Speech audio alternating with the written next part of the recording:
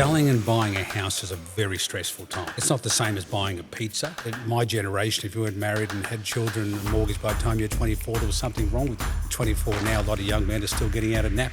I'm glad you laughed, Pete. Great is not accepting mediocrity. Welcome to These Four Walls, the podcast that talks to real buyers and experts about the hardest, weirdest and most surprising parts of buying and owning a home in Australia. We'll help you figure out what's going on in the world of property and what to do next. Hi, I'm Dim and you're listening to These Four Walls.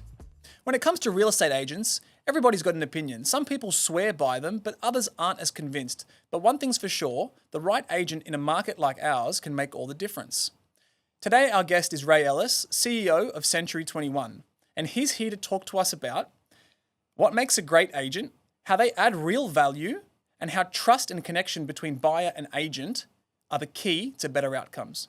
And our listener letter comes from Priya in Melbourne, who says, after months of open homes and missed bids, I've met more than a dozen agents, and honestly, I can't tell who's working for who anymore. Some have been amazing, but others have left me confused. How do you know which agents you can truly trust? Ray, for most Australians, the first person they meet when they begin their property search is an agent. What would you say is the biggest misconception about what agents actually do? A very good question. I have some sympathy for the listener who wrote into you about it, because searching for a home can be a frustrating experience. You get your hopes up, you get stashed, and it's the biggest decision of their lives apart from getting married or having children. So the biggest misconception of agents is we are good people.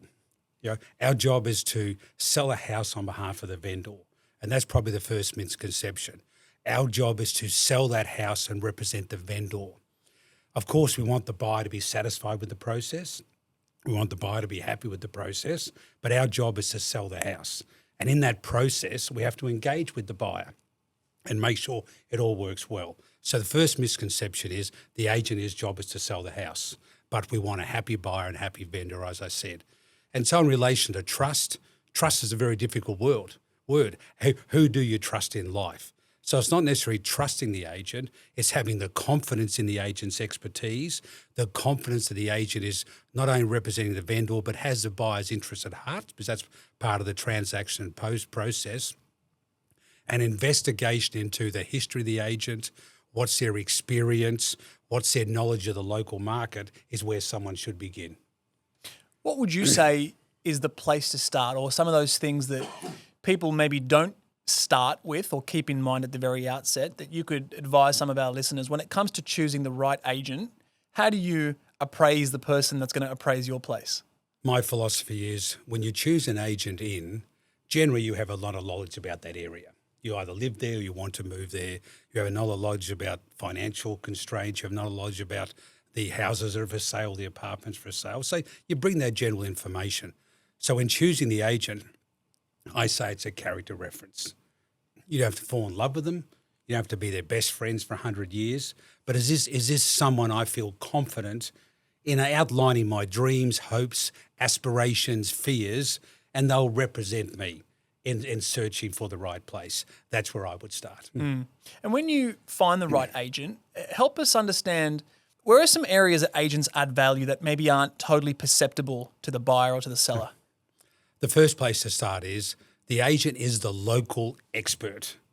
They know about the school zones. They know about the roadworks coming out. They know about the strata developments. They know about the restrictions of doing business in that area, the traffic flows. All that local knowledge is very, very important, because that helps you make a better decision of this is where you want to live, this is where you want to invest, this is where you want to raise your family. And that's not readily available on the myriad of online search tools are available, what I call that hardcore nous about what makes that area tick, because everybody is at a different phase of their life. Downsizers, retirement, new family, just got married, it's an investment, I'm buying something with my friends. Everybody has a different ambition in that. And a good agent can help you with what that is if you give them the right information. What's the vibe of the area? Yeah, and the vibe there is what makes it, because a house is a house is a house. An apartment is unless you are fortunate enough to buy a $20 million house, you have a certain budget in what you want to do. So what's the maximum for that budget, the vibe for that area? Is public transport important to you? Is parking important to you? Is parks important to you? So it's not so much just the apartment or the house, it's, as you said, the vibe of that area. Yeah. Ray, you lead one of the most established and recognisable names in real estate in our country and indeed around the world. How would you describe the shifts that you've noticed in the property market over the last couple of years, and what excites you about the way that it's heading? I could speak for hours on this topic. First off, thank you for recognising us. Century 21 and Better Homes and Gardens is the largest real estate group in the world, and we have a national presence throughout Australia and New Zealand, and we service most local areas.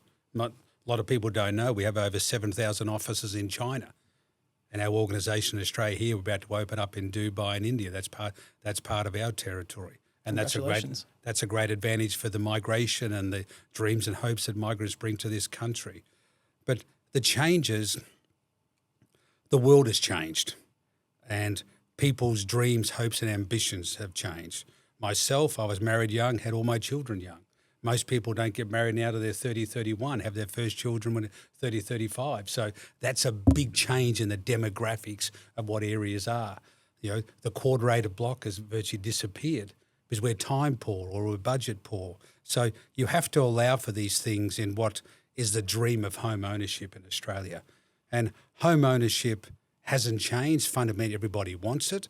No one wants to be bogged down by a big mortgage. Everybody wants their children to grow up in the right area, the right house, the right environment, close to family and friends.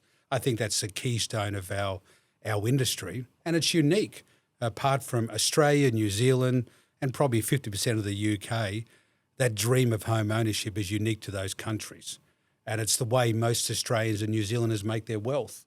You know, we're not the average person is not a great investor in the share market or starting their own business, but the capital growth on their investment property or their home, and that's why we get taxation advantages for that, is the way they can accumulate wealth. So there's no fundamental changes to that. Just what change is at what age do we get into it? What's the cost of going into it? And people now, lifestyles are different. In my generation, if you weren't married and had children and mortgaged by the time you're 24, there was something wrong with you. Well, 24 now, a lot of young men are still getting out of nappies, but that's another story. I'm glad you laughed. Thank you for that. So, we have different ambitions, and if your ambition is to travel the world for 10 or 15 years, that delays your home ownership. There's nothing wrong with that. That's just your ambition. Is your ambition to own lots of properties by the time you're 25? That's another one as well. So I don't think fundamentally younger Australians are different to any other generation. They just have different demands and expectations, and more power to them. Interesting. That's really fascinating. I want to change track slightly and talk through trust and transparency. There's no shortage of opinions about agents. I think you probably addressed that when we first kicked off. What do you think has shaped public perception primarily? Selling and buying a house is a very stressful time.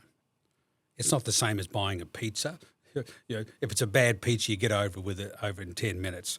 But the stress of selling a house, the stress of buying a house, can we afford that $680,000 mortgage? Are we making the right decision? So the couple, the individuals, the family, they're in that state of anxiety. And the person who's in the middle of that is the real estate agent. And our job is to get it transacted between the buyer and the seller. And a lot of times the seller wants a higher offer and the buyer wants a lesser offer. And I often say we're the marriage counsellor. We bring the two parties together to make sure they have the right deal. No one actually, oh yeah, that's a good price, I'll pay that price, or the auction or whatever. So in that state of anxiety of the real estate agent being the marriage counsellor, that time sometimes gives us, oh, well, they were a bit too tough on me or whatever. No, but at the end of the day, the buyer is happy and the vendor's happy. And it's our job to make sure both are happy. And I think at times like this, with so much conversation out there about supply and affordability, that can become exacerbated, what you just described. So I'm interested in hearing from you, how are agencies like Century 21 and how are you personally working to rebuild trust, particularly in a market that's becoming more cautious, more apprehensive? It's a very serious situation because housing affordability has gone out of the window for a lot of people. But there's a factor of the location affordability. My children grew up in a very nice suburb in Melbourne, so when it was time for their first home, they wanted to live where they were brought up, but they can't afford to live there. So the location affordability is as big issue as housing affordability. And I gave advice to a group of people recently in Melbourne. They could continue to rent in Richmond or Paddington in Sydney or Red Hill in Brisbane or Norwood in Adelaide and Claremont in Perth and many other capital cities. So you can continue to rent there, but you can buy a property somewhere else in a country town or a far-flung house out in the suburbs. There's good investments out there. So you can get into the market. It's just how your financial situation allows you to do that. But don't give up on that dream. About 30% of Australians rent, 30% don't have a mortgage, and 30% have a mortgage. That may increase the slight rental, percentage over the coming years, but that's not so much people don't want to get in the housing market. They're choosing their lifestyle. Right. And if their lifestyle is renting a beautiful apartment in those inner city areas to go to the coffee shops, the football and the theatres and close to the beaches, more power to you. But that's a choice you make. You spoke briefly, I'd like to pick you up on how rent investing is becoming more prevalent. What are some other thoughts you can share about that strategy? What's your personal take on it? It comes down to 99.9% of us have a budget. So you have to decide what is important for you to spend your money on. Is it piano lessons? Is it having a big mortgage? Is it going overseas every 6 months? Is it buying new dress or suits or clothes every weekend or whatever? None of those decisions are right or wrong, Sure. but they have to be your decision. So you have to sit down and work out with our budget and our financial planning and our lifestyle and our retirement, even though you might only be 25, where does that fit into the mix of our priorities at the moment? And if the priority is we need to get ahead in the property market, rent vesting is a perfect way to do it. As I said, you can. I use the town of Sale in Victoria at the moment. You can buy a good solid house in Sale for $280,000 still. So, and you can rent that out to more than cover the mortgage and rent in Richmond in Victoria. So Sale is, 4 hours from the Melbourne CBD, but it's an investment opportunity. So just be aware of where does your budget go, what are your financial requirements at the moment, what are your dreams or aspirations, and then consider rent vesting. I think one thing's for sure, whether you're buying a home to live in or you're buying an investment, the vast, vast, vast majority of sales that happen in this country go through a real estate agent. In your view, what's a sign an agent's putting the client first? I would say without exception, 99.9% put the client first, which is the vendor. But as I said earlier, we want a happy relationship. The sign is the information they're providing you sounds creditworthy, sounds knowledgeable, and sounds on the mark. If you don't think it is, you may need to consider another agent. But generally, that agent has exclusivity to that house, and so that's a condition there. But just have the right questions. Have a series of 6 or 7 questions that are important to you. How close are the shops? How long's this house been on the market? Why are the vendors selling? Have they brought children up here? What's the neighbourhood like? What are other houses selling for? And again, your own information, the way those answers are given to you, will make you evaluate that agent is giving you the right information. Ray, you've been in the game for a long time. I'm really interested to understand from your perspective what separates good and great. And I'd love to hear one or hopefully multiple examples of you having seen that come to life in all your time in business. Good is mediocrity. You accept it. My boyfriend didn't comb his hair, but I'll put up with it. They said they were going to be 10 minutes late. They're only 11 minutes late. So we generally put up with those things along. Great is not accepting mediocrity. In a previous life, I used to work in the States, and we had a fleet of about 1,000 cars, which we used to get washed every day. Every day these cars were washed so we could hire them out for short rides from airports and whatever. And I went to the chairman of the company. I said, if we washed our cars every second day, we would save $500,000. And he looked at me and said, but if I wash my cars every second day my customers will be getting into a dirty car. That is great. To an Australian, a car was washed yesterday. It's not necessarily dirty, it's okay. To an American, great is we wash our cars every day and people get in the best. And that's just not that example. There's many examples of it. Is close enough good enough? No, it isn't. Are we dressing right for the occasion? Have we done the necessary amount of homework? Have we done the research? Have we looked at things? That gets you to great. Accepting mediocrity is what is good. What's the real estate agent version of a really clean, washed car? Well, if you watch all the big TV shows like Selling Sunset and Millionaire Listing, a really lush car is a brand new BMW every week.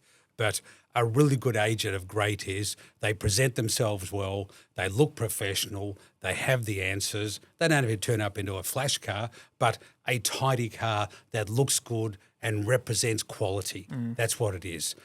We have a uniform. I dress like a CEO every day in a suit and tie. A suit and tie is the most stupid thing ever invented, but it's a uniform of a CEO. So if that person is giving you the respect by the way they dress and the way they present themselves and the way they're early, you will gain their respect as well, and they will get your respect. You guys look stuck. Yeah. We're afraid to move. Let me guess. You found the perfect place before you've sold? Aussie helps you buy first and sell when the time is right, so you won't miss the right home. Find out how an Aussie bridge loan could help you. You touched on it earlier about what an emotional transaction it is, what an emotional, not necessarily transaction, but moment or multiple moments in people's lives it is when they buy a home. I'm interested from your perspective, give me a story or a moment that's stayed with you that really reminds you why this industry matters and makes a difference. The best one I can think of. See, there's the joy of home ownership. There's that great Australian movie, The Castle. This may not be the best house, but it's mine, and it's my castle. And the two stories I can give you is, I was driving into South Australia once from Victoria, and there's a town on the South Australian border called Bordertown. And about 20 miles out of Bordertown, there was a house on a farm field right on the road with our office's big sold sign on it. And there wasn't another town or anything near it for 20 or 30 miles. And I got into town and I said, how did we sell that house? We said, we sold that house for $5,000, and they've always dreamt about being off the grid, have no neighbours and just being by themselves, and they are living their dream. So that's a great example of home ownership. The other one, which happens virtually every weekend, a family moves into their new home, and there's two brothers or two sisters, and they've been sharing a room till they're 8 years of age. And the joy when they run in, they can go, this is my room. My space. This is my space. And they've got their own space. So they didn't care how much the house cost. They didn't care how good or bad the agent was. They're living their dream. And that's what makes our industry excited, because we get into those dreams and aspirations. As someone that shared a bedroom with my sister for a number of years, I can absolutely relate.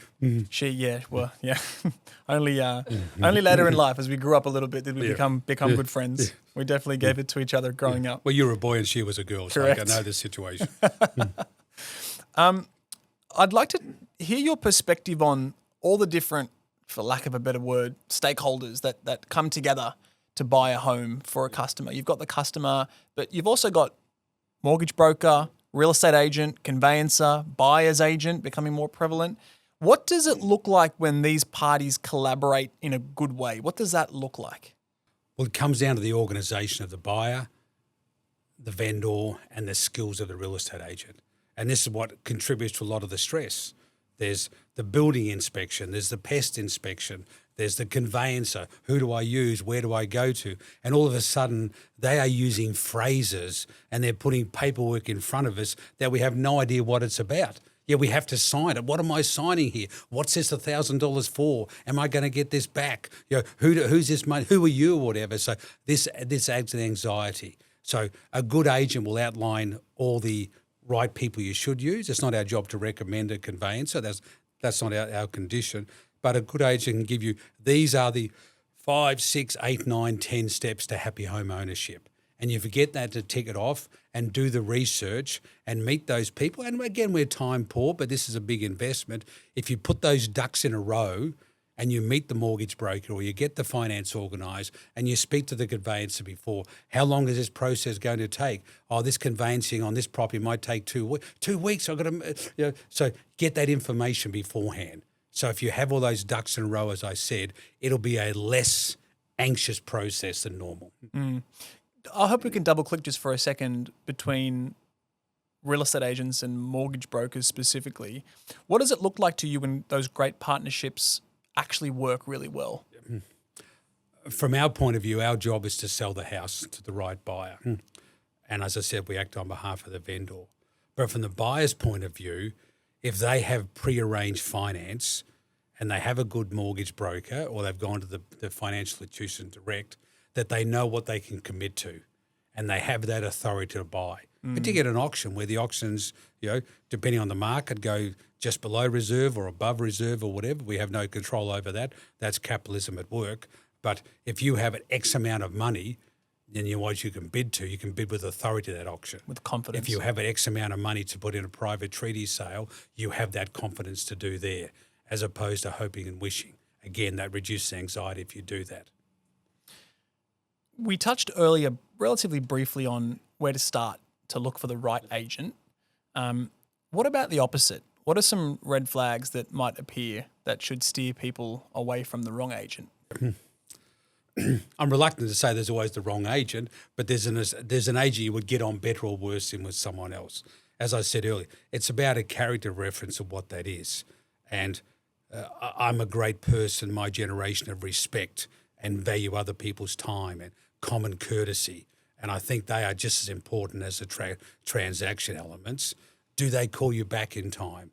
Do they deliver what they promise? If they said that email you by the end of the day, have they done that by the end of the day? So I would say common courtesy allows you to evaluate what a good agent is, because all agents have been well trained. All agents operate inside with the law. All agents do their CPD points every year to make sure they're licensed. So that's an easy qualification to see their qualification. But if they're showing you the respect for your dreams and aspirations, that will be a better agent for you to deal with. I guess no different to evaluating a person or a friend. Correct. In some sense, yeah. To have a friend, be a friend. Yeah, that's right. You also made sort of passing reference earlier to the fact that while certain things have changed with regards to home seekers and homeowners' expectations, a lot of the fundamentals haven't changed. It's undeniable, though, that sort of 5-7 years ago, people's expectations, what they get out of the different services that they engage, are different. How does Century 21 meet and exceed those expectations for their clients? Our philosophy is very simple. People have a great desire for information. That's why the average person spends 4.5 hours on social media. 4 hours and 20 minutes is stupid stuff, but the other 10 minutes is sensible stuff. They just keep on going and going and going. So our philosophy is to make our agents and officers the best and most well-informed of what's going on in the industry, the best and most well-informed what's going on in that area, the best and most well-informed of what's going on with mortgage rates or whatever. So when our clients come to us, we can provide that information onto them.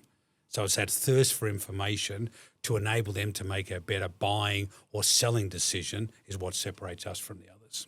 Yeah, your point about information is crucial. I think it actually brings me beautifully onto my next question, which is if there were one or two things that you could magically embed into every Australian's head when it came to buying or selling, what would those things be? First one is don't overcommit. There's always a better house. There's always a better car. There's always a better holiday. There's always a better girlfriend or boyfriend or husband and wife. But stick to your budget, stick to your plans, stick to your dreams, and stay within that. Because it's only an extra 10,000, it's only an extra 1,000, it's only another 5 minutes or whatever. It's always that. So if you are strong in what you want to do, we are going to spend no more than $1.2 million, and you have to compromise. You might want a better house, but it's on a main road, so you haven't got the quiet street, but the better house is an advantage to you. You may want a quieter street, so you're going to get a smaller house, but the quiet street's important to you. So the basic advice is work out what your 1, 2, 3, 4 or 5 non-negotiables are, then have another 5, 6, 7, 8, 9, 10 that are negotiable and work within that. That'll save you a lot of time and it'll save you a lot of anxiety. Oh, we looked at 6 hours, we don't know one. Well, then you can just tick it off. That's Something tells me if we ever spun up a relationship podcast, we'd have to have you on to hear about all your experience in raising a family and how to choose a good partner, because I think a lot of what you're talking about is applicable through life. I do a lot of mentoring on that. I raised 3 daughters, and they thought the movie Meet the Parents was a documentary. And in fact, that was the sequel. Yeah. That was the second of a... What Meet the Fockers, yeah, that's right, whatever it was. Correct. That's the... documentary. That's very good. To work out who a real man is, you've got to give him a tough time, put him under pressure. Very good, very good. I want to just pick you back up on your bit about, which I think is very insightful and in some sense is obvious, and that is we as humans love information, and there are those among us that will literally spend as much time as we can to ingest and digest as much information as possible. Obviously, technology is changing the way agents build trust, deliver their service, but it's also reshaping everything from how buyers search for homes to how loans are approved. I'm interested to hear from you, what's something that you think from a technology perspective is here to stay, and what maybe seems like it might be a passing fad? Well, the internet was going to be a passing fad. I think that's still going. In the 1960s, the president of IBM said there's enough space in the world for 4 laptop computers. I think he got that slightly wrong. So all technology just continues. It just evolves and evolves and evolves. The fax machine is now your FaceTime. So technology is here to stay. The issue is, what is the right technology? In our organisation, we've introduced a lot of AI products. We don't believe AI will replace an agent, but an agent will be replaced by another agent who's using AI. And again, this is a topic about life in general. People under the age of 30 are not great conversationalists. It puts them under pressure. They feel like they're being forced to make a decision by that conversation. So they want the information in a format that they can absorb it by a voice message or an AI-generated message, or information by email or through Instagram, it doesn't matter how, and then on their own time, they will evaluate that information and then give a response. My generation is like this. You can ask me any question and I'll answer it. But information is the way people want to receive it now, not the way businesses like ourselves want to send it out. We have to be conscious of how people want to receive it. And if we provide a technological platform that enables them to get in the way they want to receive it, i.e. my generation, it's a phone call. I'll make phone calls every day before I send a text message or something, but I know the world is in a different place now. So my advice is, get the information the way you want to receive it and in a format that makes sense to you. Not a lot of abbreviations, not 20 pages of graphs and charts and everything. Bored out of my brain. Simplicity is the key to it, and the technology that delivers in a simple format is the one that will win. And I think I've just heard you say you don't think AI is a passing fad because you're investing and your company is investing. I'd love to hear it to the extent that you can share. Yeah. I'd love to hear a bit more about that and what you think it can bring your business, your employees, but then particularly how it's turning the dial for your customers. My philosophy is technology puts you in front of a lot more people and gives you a lot more information, but in the crunch of buying a house or investment, people still want to talk to somebody. Other industries, it's a different environment. But so how does our technology put us in a leading position? So the AI, for example. So the one of our products, we might have been in your house and we've done an appraisal that we think your house is worth $1.5 million, and there's a demand for that. And there's not a lot of us. So we get a lot of information, and you will tell us, you're in no hurry to sell. You got 3 months, but you got a new job. You're moving to Queensland. So we've given you information, and you've given us information. So rather than get that back to you the next day from the office, we're able to put that information into a video of our agent, And as they're leaving your house that night in their car, they're able to send you a video straight away, which is AI generated. Thank you for your time. We understand these are your demands and your conditions. This is what we can offer. So that's given to you in a video by our agent, which is an AI generated video, but it looked like him. And again, it comes back to what I said before. So they get a 2-minute video. Thanks for your time. We understand this or whatever. I'll be right onto it. I'll come back to you by 10 o'clock tomorrow. So the appointment might have finished at 7 o'clock and they've got that information at 7:05. They can sleep comfortable that the person understands them. They see that and I'm going to hear him from 10 o'clock tomorrow. So that is done by just the mechanics of pressing a button and a bit of voiceover or whatever. Right. So, and that becomes a professional way to communicate people in the way they want to be received. So fair to say then that the example you just gave is leveraging AI fundamentally to deliver on the principles you referred to earlier. Do what you said you were going to do, be responsive, show up. Yep. Fantastic way of leveraging it. That's what most people, and we spoke about life before, people just want someone they can count on. If you say you're going to be there at 10 o'clock, be there at 10 o'clock. If you say I'm going to get this information and do it. And unfortunately today's world, people, oh, wow, I didn't expect you to do that. Well, I said I'd do it, but most people don't.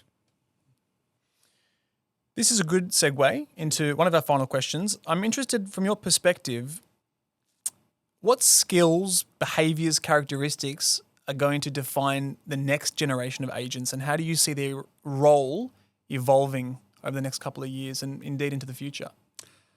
The main skill of a real estate agent is empathy and then the ability to communicate that. Because as I've said a number of times, it's a very anxious transaction of buying and selling. So if the agent doesn't have empathy for what's going on in those vendors' world, then they won't succeed as an agent. And you can't fake empathy. You can't fake sincerity. And so if you have empathy and listening to what they want to say and then communicate clearly the steps of the process, those skills of an agent haven't changed and won't change. The way they get in position to portray those skills, like I said before, by AI or whatever, has changed. But fundamentally, sitting down like we are now in comfortable chairs, having a discussion about that biggest transaction, if you demonstrate empathy and the ability to listen and communicate clearly, when you leave that lounge room or leave that office, they'll go, I'm with the right person. They really understand what I want to do and whatever. And they'll just go, I feel comfortable. And they're the skills of an agent to make someone feel comfortable. You asked the question before about the conveyancing, the mortgage, all this is going on in the background. And, some of us think we're sophisticated creatures. We're not. We're just like, a chicken in the pot and happiness and nice music and to be loved and wanted and not lonely. And if you can just have that comfort as an agent where they go, I feel comfortable with that person, that's the main skill of an agent. That'll make all the difference, without a doubt. Mate, thank you so much for joining. This conversation has really helped us, reminded us really that a great agent isn't just selling, buying. It's fundamentally, it's about helping people reach their goals, reach their dreams, get them into homes, set them up for the future. It's been a pleasure having you, mate. Thank you for joining us. I really appreciate it. Is this live or was this just a practice run? Yeah. Whether you're buying, selling, or just exploring options, it goes to show that surrounding yourself with trusted professionals makes all the difference. And if you've got a story to share, success, pain, frustration, big win, small win, DM us on Instagram. We'd love to hear from you. These Four Walls is brought to you by Aussie. Like and subscribe on YouTube, Spotify, and Apple Podcasts for new episodes every week. For more information, see the show notes to this episode or visit aussie.com.au. The information provided during this podcast is for general informational purposes only. Aussie does not provide financial or investment advice. The information in this podcast does not take account of your objectives, financial circumstances, or needs.